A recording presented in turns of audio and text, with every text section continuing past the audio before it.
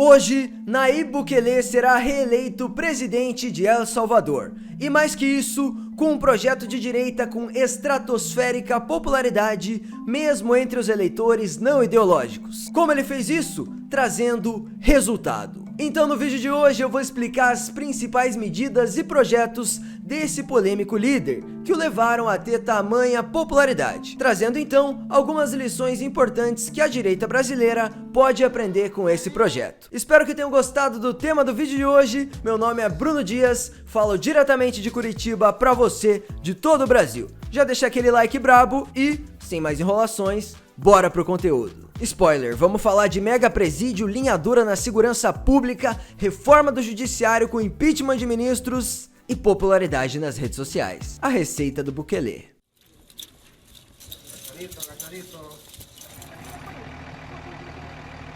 Primeiro ponto, segurança pública. Com certeza a área de maior destaque e que mais merece análise desse primeiro mandato de Bukele. O que ele fez? Para começar, diminuir a taxa de homicídios de 7,8 a cada 100 mil habitantes para apenas 2,7 foi com certeza o maior troféu do líder salvadorenho. Bukele adotou uma linha dura no combate ao crime organizado nunca vista antes nesse continente, prendendo mais de 70 mil pessoas no maior mega presídio das Américas, conhecido como CECOT, Centro de Confinamento do Terrorismo. E esse nome é muito interessante, inclusive explica a estratégia da medida do Bukele e por que ela funcionou no combate à criminalidade. A palavra-chave é terrorismo. Bukele começou a considerar membros de gangues e criminosos como inimigos do Estado ou terroristas, tirando desses criminosos a possibilidade de proteção jurídica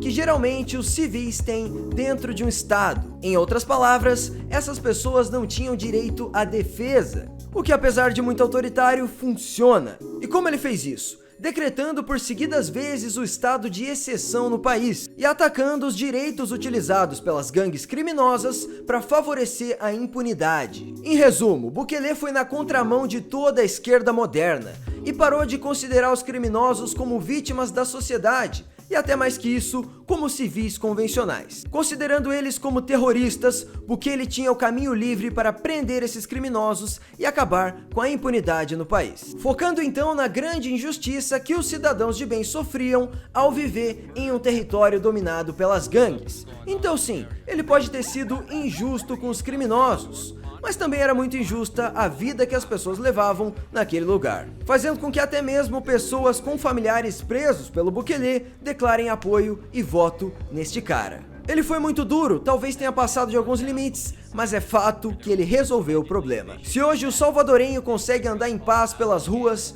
sem medo de ser assaltado ou sequestrado, que eram os maiores problemas, isso tudo se deve à linha dura de Bukele e ao estado de exceção de considerar os criminosos como terroristas.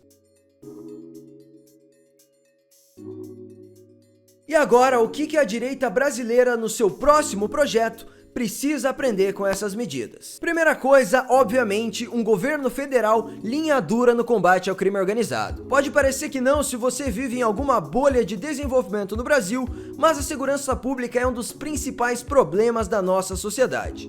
Tem várias áreas do nosso país completamente dominadas pelo tráfico. E o governo atual é completamente leniente. Então eu diria que o primeiro passo seria uma intervenção federal no Rio de Janeiro e um maior uso das forças militares do exército no combate às gangues e grupos criminosos.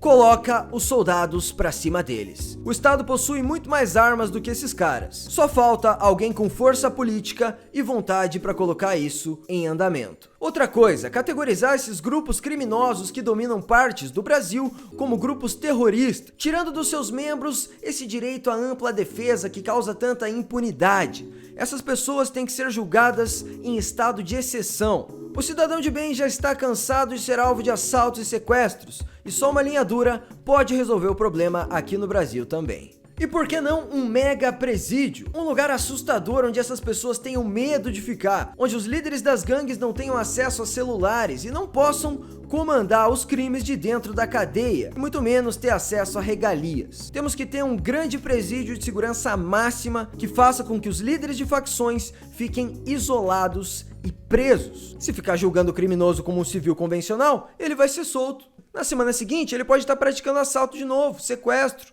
homicídio. Aí não dá. Então essa, meus amigos, é a principal pauta da direita mundial no momento. A esquerda não tem projeto nenhum para lidar com o problema da segurança pública. O projeto deles é literalmente: vamos soltar os bandidos. Ou então deixa roubar mesmo e descriminaliza furto. Você tem ideia do quão absurdo é isso? Não resolve em nada o problema. Só aumenta a impunidade e faz com que as pessoas fiquem mais livres para cometer delitos. O que é muito triste para a sociedade brasileira, mas pelo lado bom, também abre uma janela de oportunidade para que esses caras percam popularidade e que a direita venha com bons projetos para resolver esses problemas. Enquanto a esquerda vem com deixa o bandido roubar, a gente tem que vir com prende esses vagabundos. Lá em El Salvador, tanto a direita quanto a esquerda apoiam o Bukele, porque segurança pública não é questão de ideologia, é questão de sobrevivência. Enfim, a esquerda vai fracassar nisso e nós temos o dever de criar projetos que saciem esse problema da sociedade brasileira, alcançando a tão sonhada segurança. Lá, mesmo difamado por todas as organizações de pseudo-direitos humanos e pela mídia tradicional, Bukele conseguiu vencer essas críticas apresentando ótimos resultados na segurança pública,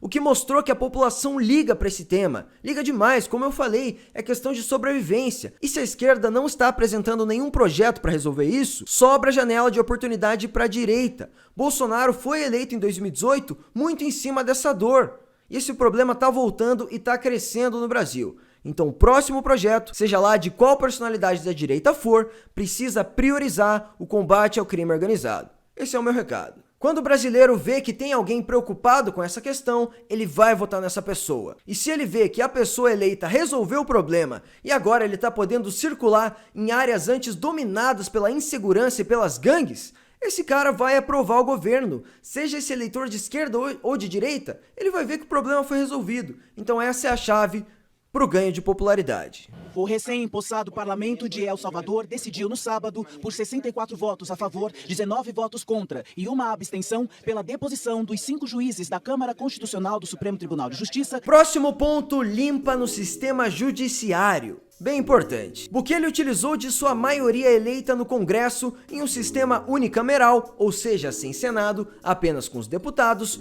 onde ele conseguiu eleger uma maioria e destituir os ministros da Suprema Corte. Lá a Suprema Corte funciona de um jeito um pouco mais fragmentado que aqui no Brasil. E os juízes que ele destituiu, em maioria, eram como se fosse da Suprema Corte Constitucional, que seria meio que um STJ. É complicado, mas eram os caras que cuidavam da Constituição, que tem várias prerrogativas que o nosso STF tem no Brasil. Muita gente da esquerda chamou isso de golpe de Estado, falou que ele era um ditador, mas a verdade é que ele fez isso dentro das 4 linhas, utilizando a regra de ter deputados eleitos e assim pautar os processos de impeachment. Seria mais ou menos como se no Brasil, na eleição de 2026, um líder popular de direita conseguisse ampla renovação no Senado. Olho na eleição do Senado de 26, a gente vai renovar 2/3 dessa Câmara, que são os responsáveis pelos processos de impeachment do Supremo. Enfim, fazendo um paralelo com o Brasil, o que ele fez foi fazer o seu partido Nuevas Ideias conseguir a maior parte das cadeiras do Senado, fazendo com que esses senadores, que na verdade são os deputados lá, conseguissem votar a destituição dos ministros do STF com grande folga. Foram 64 a favor contra apenas 19 contra, fazendo então com que o presidente Bukele conseguisse governar sem a encheção de saco dos ministros anteriores nomeados pela esquerda. Pensa isso, pensa o quanto facilitou o seu governo não ter aqueles caras enchendo o saco para qualquer lei que fosse aprovada. E o Bukele conseguiu fazer isso apesar de fortes críticas internacionais e da mídia tradicional, porque ele teve amplo apoio popular na eleição desses deputados. Então não tinha choro que o impedisse. Ele ia conseguir fazer essa reforma institucional no judiciário. e também manter a sua popularidade inabalável após isso. Mas eu coloco uma ressalva muito importante aqui, que talvez as pessoas mais desonestas e ao mesmo tempo entusiastas do Bukele provavelmente não vão te contar. Ele fez toda essa destituição e essa limpa necessária no judiciário, que também seria muito boa se acontecesse no Brasil, mas enfim, ele fez isso pautado em algumas questões um pouco autoritárias e controversas, como por exemplo, aumentar as medidas de endurecimento da quarentena no país na época da pandemia. Ele diminuiu a liberdade dos civis e das pessoas de trabalharem e irem às escolas, contrariando medidas desses ministros do Supremo. Então fica um recado, Bukele, apesar de muito eficiente e de ter medidas realmente incríveis em seu governo, também não preza muito pela liberdade. Ele constantemente utiliza da sua grande popularidade para passar por cima de direitos civis da sua população, oprimindo, às vezes, pessoas inocentes. Sim, na maioria das vezes são criminosos que se ferram, mas teve muita gente inocente que acabou nesse bolo. Pessoas inocentes presas sem julgamento, jovens que não eram de gangues, mas acabaram presos e, como eu falei antes, sem direito à defesa. Ou também pessoas querendo mais liberdade e contrariando as medidas exageradas de Bukele na pandemia, que foram mais duras do que o necessário e até mesmo um pouco ineficientes. Então a conclusão que fica é, regular o judiciário é necessário, diria até inegociável, mas isso precisa ser feito com muito cuidado, para a gente não acabar concentrando poder demais em uma figura. Dar muita brecha para isso pode acabar prejudicando alguns cidadãos em algum momento. Dito isso, limpa no judiciário.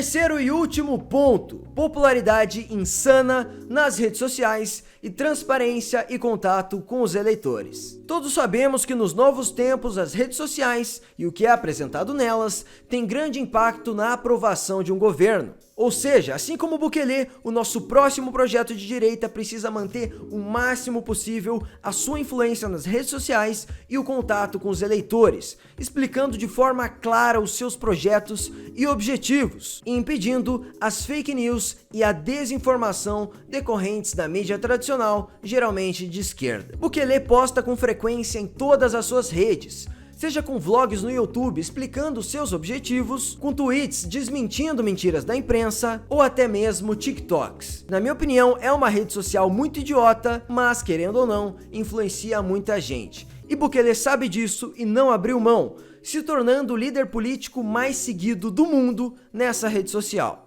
Então volto a dizer, é extremamente importante que um governo de direita tenha uma assessoria de imprensa muito precisa e eficaz, além dele mesmo ser uma personalidade aberta nas redes sociais e com muito diálogo com o eleitor, o que é essencial para desmentir as fake news e eventuais mentiras da oposição muito presente na mídia. O próximo governante de direita não pode negligenciar nenhuma rede social se quiser manter a sua popularidade. Dito isso, apesar de terem muitas coisas incríveis e eficientes sobre o governo de Bukele, que é indiscutivelmente uma nova referência para toda a direita mundial, mas, apesar disso, ainda tem várias controvérsias e eu me mantenho cético. Sim, gosto de suas medidas, mas estou de olho aberto para elogiar quando convir, mas também criticar quando for necessário. Deixa a idolatria política para os maluquinhos da esquerda. Vamos ficar sempre atentos aos projetos políticos que funcionam e aos que não funcionam. Então esse foi o meu vídeo sobre Nayib Bukele, espero que vocês tenham gostado. Meu nome é Bruno Dias, esse é o canal Mídia BH e deixa o seu comentário aqui embaixo do que achou sobre o vídeo